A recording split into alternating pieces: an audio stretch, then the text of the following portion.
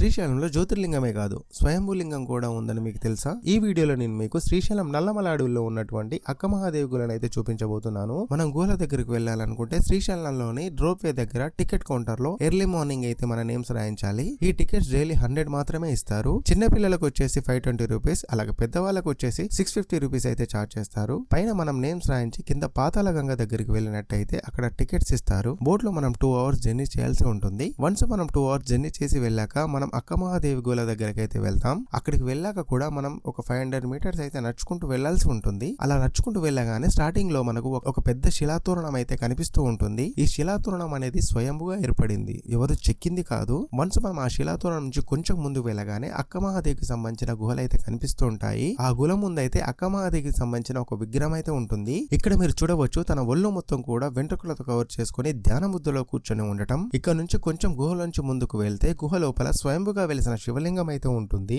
ఆ శివలింగం పైన 24 గంటలు వాటర్ పడుతూ నిత్యం అభిషేకం జరుగుతూనే ఉంటుంది. అక్కమహాదేవి ఫుల్ వీడియో మన యూట్యూబ్ ఛానల్లో ఉంది. కింద డిస్క్రిప్షన్ లో లింక్ ఇస్తాను, వెంటనే వెళ్ళి చూసేయండి. ఈ వీడియో కనుక మీకు నచ్చితే మన ఛానల్ ని సబ్స్క్రైబ్ చేసి లైక్ అండ్ కామెంట్ చేసి మీ ఫ్రెండ్స్ అండ్ ఫ్యామిలీకి షేర్ చేయండి.